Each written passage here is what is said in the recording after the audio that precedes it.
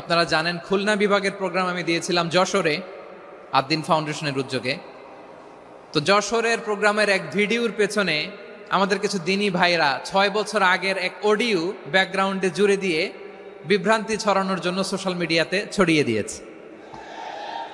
তো তাদের প্রতিও আমাদের কোনো রাগ নাই, ক্ষোভ নাই। তারা হয়তো দিনী তাকাদা থেকেই করেছে, কিন্তু তারা হয়তো বুঝতে পারে নাই এই যে রিসেন্ট আলোচনার ভিডিওর পেছনে 6 বছর আগের অডিও জুড়ে দেওয়া, এটাকে বাংলায় বলে প্রতারণা।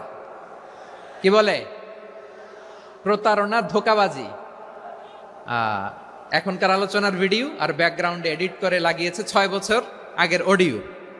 এটারে প্রতারণা বলে, ধোঁকাবাজি বলে। আর বিশ্বনবী বলেন, মান গশানা ফালাইসা মিন্না, the person who deceives us he is not among us. যে আমাদেরকে ধোঁকা দেয় সে আমাদের অন্তর্ভুক্ত নয়। তো বিশ্বনবীর এই হাদিস তারা মনে রাখে না। তো এই জন্য শুধু বিশ্বনবীর প্রতি সাল্লাল্লাহু আলাইহি ওয়াসাল্লামের প্রতি সেরেফ ভালোবাসা আপনাকে বাঁচাতে পারবে না যদি বিশ্বনবীর আদর্শ আপনি গ্রহণ না করেন। তার জলজান্ত প্রমাণ আবু তালেব বিশ্বনবীকে অনেক ভালোবেসেছেন, আপনাকে বাঁচাতে পারবে না যদি বিশ্বনবীর আদর্শ আপনি গ্রহণ না করেন। তার জলজান্ত প্রমাণ আবু তালেব বিশ্বনবীকে অনেক ভালোবেসেছেন আলাইহিস সালাতু ওয়াসসালাম। পলিটিক্যাল শেল্টার, ফিনান্সিয়াল শেল্টার, সব ধরনের শেল্টার তিনি দিয়েছেন, কিন্তু বিশ্বনবীর আদর্শ মানেন নাই। মুক্তি মিলবে? হ্যাঁ, আওয়াজ করে বলেন, আবু তালেবের কি মুক্তি মিলবে?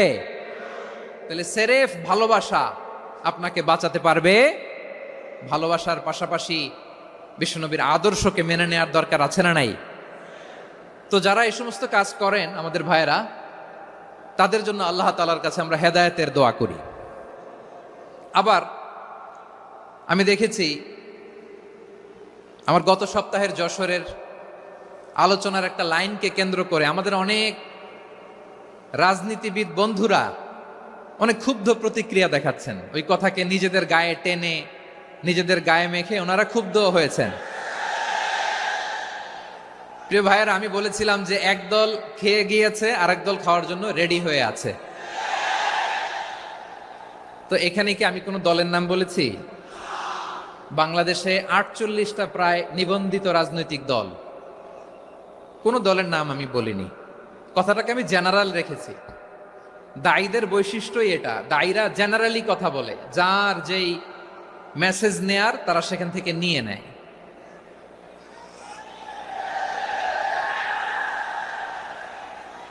তো কোনো দল এটা নিয়ে কোনো কথা বলল না।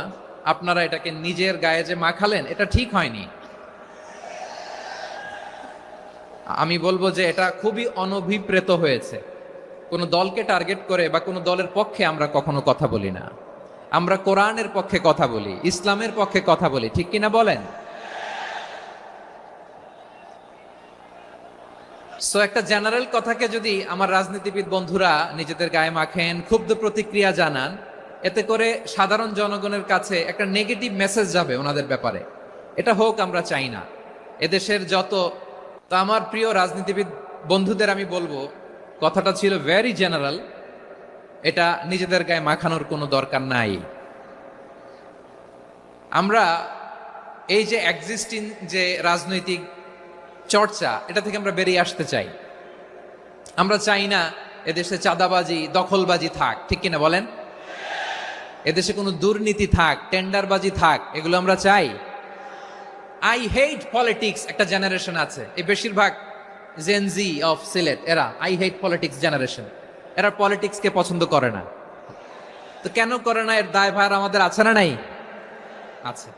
এবং আমরা দেখেছি ক্ষমতার পালাবদল যখন হয়, এক সরকার যায় আরেক সরকার আসে, তখন দুর্নীতির ফিরিস্তি আমরা জানতে পারি, এর আগে জানতে পারি না। প্রতিটা দলের ভেতরেই আমরা এই বাজে চর্চাটা দেখেছি।